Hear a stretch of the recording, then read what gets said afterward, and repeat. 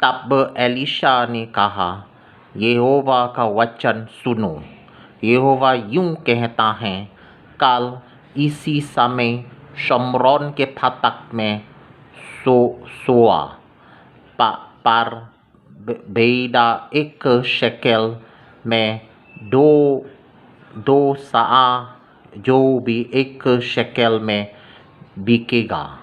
तब उस सरदार ने, जिसके हाथ पर राजा तकिया करता था, परमेश्वर के भक्त को उत्तर देकर कहा, सुन, चाहे यहोवा आकाश के झरोखे खोले तो भी क्या ऐसी बात हो सकेगी?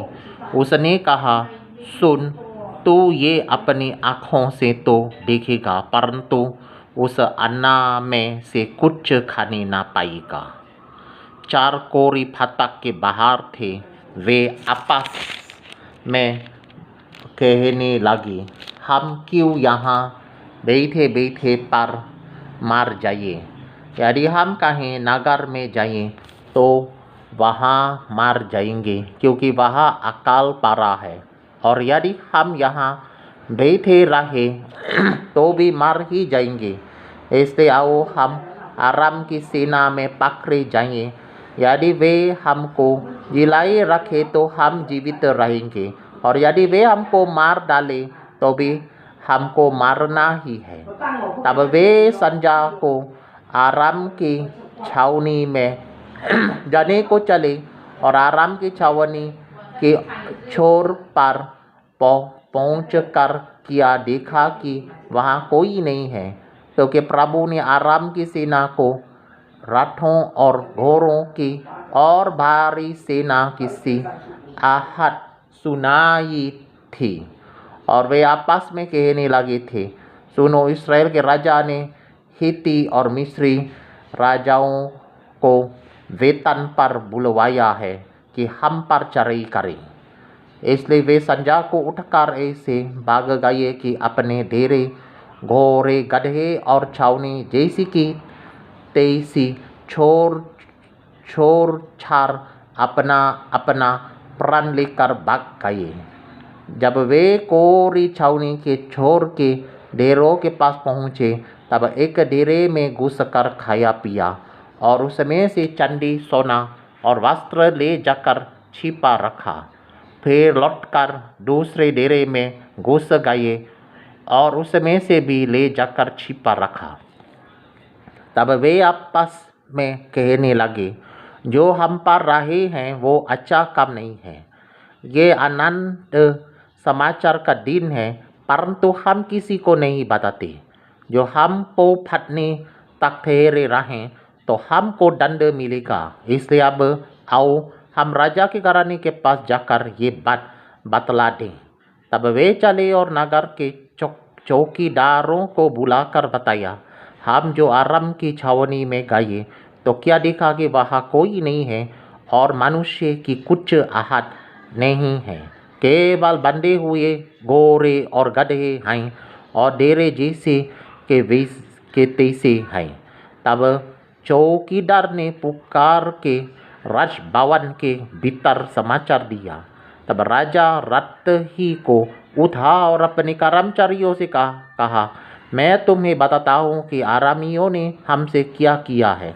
वे जानते हैं कि हम लोग भूखे हैं, इस कारण वे छावनी में से मैदान में छिपने को ये कहकर गए हैं कि जब वे नगर से निकलेंगे तब हम उनको जीवित ही पकड़कर नगर में घुसने पाएंगे।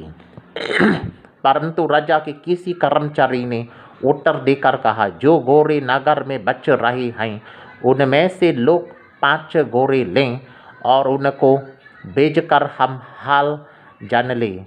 वे तो इस्राएल की सब वीर के समान हैं जो नगर में रह गई हैं, वरन इस्राएल की जो वीर बार मिट गई हैं वे उसी के समान हैं। अतः उन्होंने 2 रथ और उनके घोड़े लिए, और राजा ने उनको आराम की सेना के पीछे भेजा और कहा, जाओ देखो। तब वे यरदन तक उनके पीछे चले गए, और क्या देखा कि पूर्व पूरा मार्गा वस्त्रों और पत्थरों से भरा पड़ा है, जिन्हें अरामियों ने ओताओवाली के मारे फेंक दिया था। तब दूत लौट आए और राजा से ये कह सुनाया।